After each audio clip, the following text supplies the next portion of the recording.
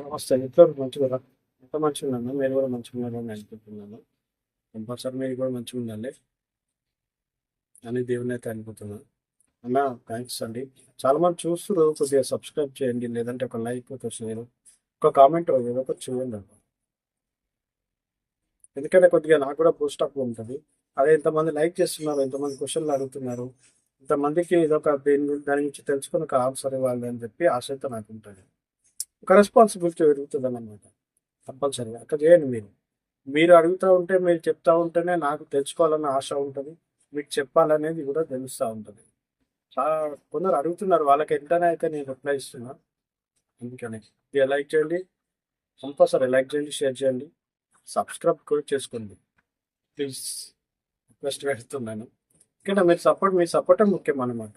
మీరు లైక్ చేసినా, షేర్ చేసినా, లేదా సబ్స్క్రైబ్ చేసినా, ఏదైనా కామెంట్ చేసినా మీకైతే ఎలాంటి ఇబ్బంది ఉండదు. పైసలు కట్ అయ్యేది ఉండదు, ఏదయ్యేది ఉండదు. చిన్న ఏంటంటే నాకు సపోర్ట్ ఇచ్చినట్టు లెక్క, అంతే. దాని గురించి మీరు ఏదైపోతుంది, ఏమవుతుందో అని చెప్పి ఆలోచించకండి. ఇంకొక చిన్న లైక్, ఒక షేర్, సబ్స్క్రైబ్, లేదంటే ఒక కామెంట్, ఏదో ఒకటి చూసారు. లైక్ అయితే చేయండి ఫస్ట్. సరే, మ్యాటర్లోకి వెళ్తాను. ఈరోజు వచ్చేసి ఎర్నింగ్ అప్డేట్ చేద్దాం అనుకుంటున్నా. ఈరోజు ఎట్లా ఉంది రేటింగ్స్? రెడ్ కార్డ్ అయితే ఇంకా తగ్గిస్తా ఉన్నది తప్ప పెంచట్లేదు. దీని గురించి అయితే ఒక సొల్యూషన్ అనుకోవాలప్ప. ఎవరన్నా ఏదైనా చేయండి, కానీ ఏదన్నా ఒక మంచి సొల్యూషన్ చెయ్యాలి, కానీ అందరూ సపోర్ట్ చేయాలి, బాగుంటుంది. నాకు అనిపిస్తుంది ఏదన్నా ఒక కంపెనీ తీసుకొని, ఒకటే కంపెనీ, ఏదన్నా ఒక కంపెనీ మంచిగా ఇచ్చే కంపెనీ చూసుకొని దాంట్లో నడిపేయచ్చు. ఏంటంటే మళ్ళా వాడు ఇట్లనే ఇట్లా రేట్ కార్డ్ తగ్గిస్తుందన్న గ్యారంటీ అట్లనే వస్తుందా? ఆవిడ కూడా తగ్గిస్తుందా? ఏం చేస్తుందా? ఈ కంపెనీలు ఏమవుతుందంటే ఒక్కరిని చూసి ఒక్కరు ఆ, వాడేదో చేస్తున్నాడు, వీడో ఒకటి చేస్తున్నాడు. ఉం? వాళ్ళు చేసేదో మనల్ని నమ్ముతున్నట్టు ఉన్నాను. వాడు వాడిస్తున్నాను, వీడిస్తున్నాను, వాడు ఏందో ఏం అర్థమవుతున్నాయి మాట. మీకు ఎట్లా అనిపిస్తుంది?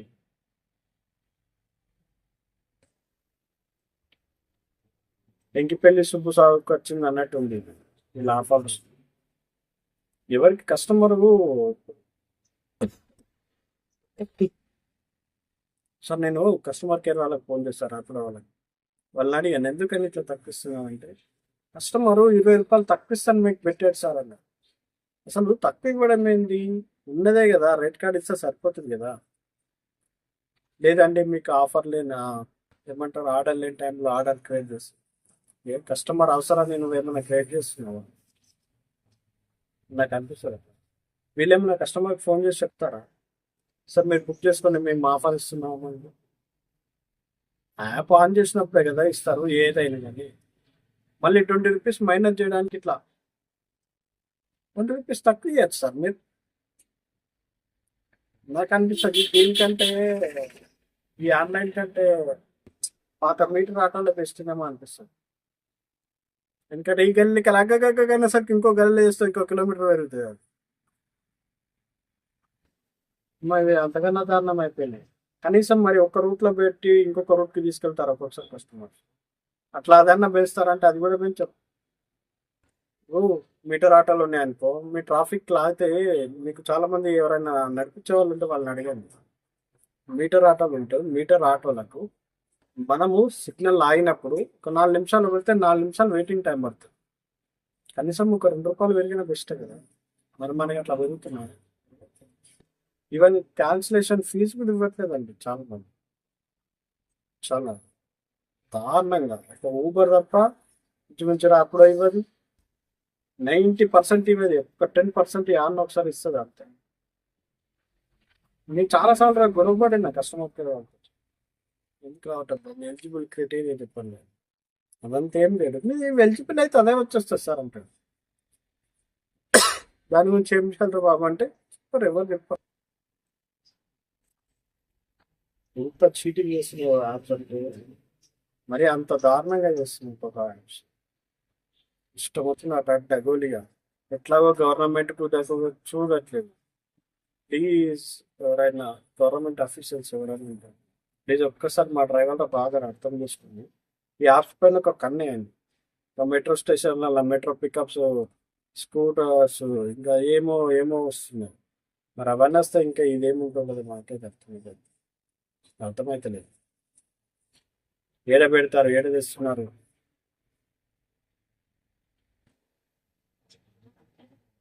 చాలా మంది దీని మీద ఆధారపడుతున్నారు.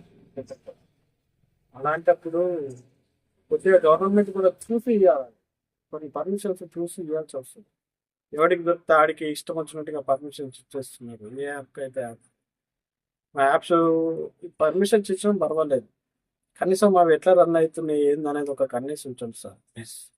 మేము ఒక మధ్యతరగతి వాళ్ళం, మధ్యతరగతి బతుకులని ఒకసారి ఆలోచించండి ప్లీజ్. రిక్వెస్ట్గా అడుగుతున్నాం గవర్నమెంట్ ఆఫీసర్స్ ఎవరైనా కానీ, ఈ యాప్లను ఎవరైతే చూసిందో వాళ్ళకైతే కొద్దిగా ఒక కనీసం ఇవి ఏం చేస్తున్నాయి ఏం కదా అనేది ఒకసారి ఆలోచించండి.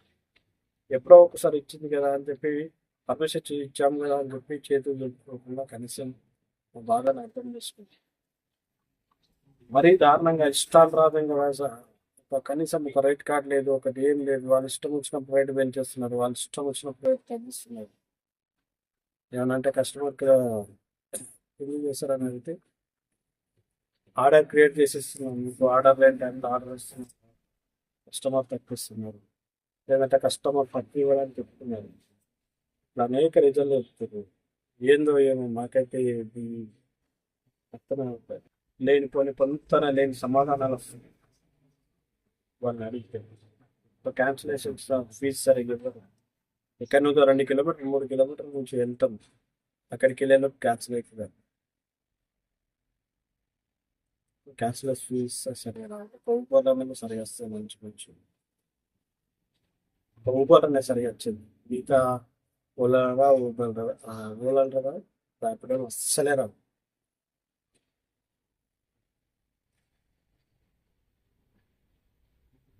మిగతా కొద్దిగా ఎవరైనా ఉంటే సార్ కన్కరెన్స్ వస్తుంది. సరే ఈరోజు అయితే అన్ని ఇన్సూరెన్స్ కూడా అప్డేట్ చేస్తాను. నేను మార్నింగ్ 9కి తీసాను ఆటో, నుంచి మధ్యాహ్నం 1 వరకు నడిపాను.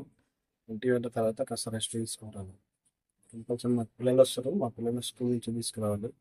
అట్లాగే ప్లస్ ఏంటంటే సెల్ఫ్ లేపుతలేదు ఆటో, సెల్ఫ్ మోటార్ చేయాలి కొద్దిగా 8 వరకు ఉంది. దాని నుంచి 2 నిమిషాలు ఆపేసాను. మా పిల్లలు 1:30 ఆపేసాను. కాస్త ముందు నుంచి మళ్ళీ వచ్చేసాను. నుంచి 5 గంటల్లో నేను ఎంత పంపించిన ఏంటనేది నేను చూపిస్తాను. లక్కీగా ఈరోజు ఏంటంటే ఒక బస్సు కిరాయి దొరికింది, అది కూడా కలుపుకొని. అది లేకపోతే ఆర్డర్ అయితే ఏం చేయలేదు. అది ఒక్కటి మాత్రం ఎక్కువ అమౌంట్, ఒక 5 కిలోమీటర్ల కానీ ఇంచుమించు ఒక ఎంత 5-6 కిలోమీటర్లు, ఒక 300 రూపీస్ తీసుకున్నాను. ఏం లేవు, కొన్ని కింద బండల మన టైల్స్ ఉంటాయి కదా, కొన్ని టైల్స్ ఒక 5-6 బండల్స్ ఉంటాయి కదా, ఒక్కొక్కటి ప్యాక్ అదొకటి. వాళ్ళు వేసేవాళ్ళని అనమాట, టైల్స్ వేసేవాళ్ళు అన్న వాళ్ళు కుక్కట్పల్లి నుంచి పాపరాయి లోపలికి అక్కడ వదిలేసాను. అన్న వాళ్ళు ఒక 300 రూపీస్ పే చేశారు. దానివల్ల మనకి అయితే అమౌంట్ అయితే బాగా వచ్చింది, లేదంటే అమౌంట్ వచ్చేది కాదు. మీదంతా స్క్రీన్ రికార్డింగ్గా చూపిస్తుంది చూడండి. ఇదండి ఈరోజు మన సంపాదన వచ్చేసి ఎంత వచ్చిందంటే 119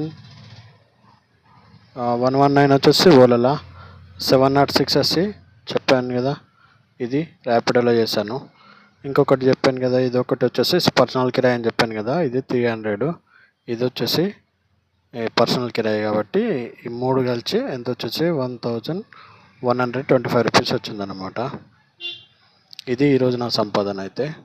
చూడండి ఇట్లుంది. పర్సనల్ కిరాయి లేకపోతే ఎంత, ఇంచుమించు 800 చేంజ్ ఉండేది అంతే. పర్సనల్ కిరాయి దొరకడం వల్ల ఇట్లా వచ్చిందనమాట. రోజు ఒక పర్సనల్ కిరాయి దొరికితే మంచిగా ఉంటుంది ఎప్పుడైనా, నిజంగా చాలా బాగుంటుంది. పర్సనల్ కిరాయిలు కొద్దిగా మంచిగా ఎక్కువ అమౌంట్ ఎక్కువ దొరుకుతుంది కాబట్టి అట్లనే. ఓకేనా, థ్యాంక్ యూ.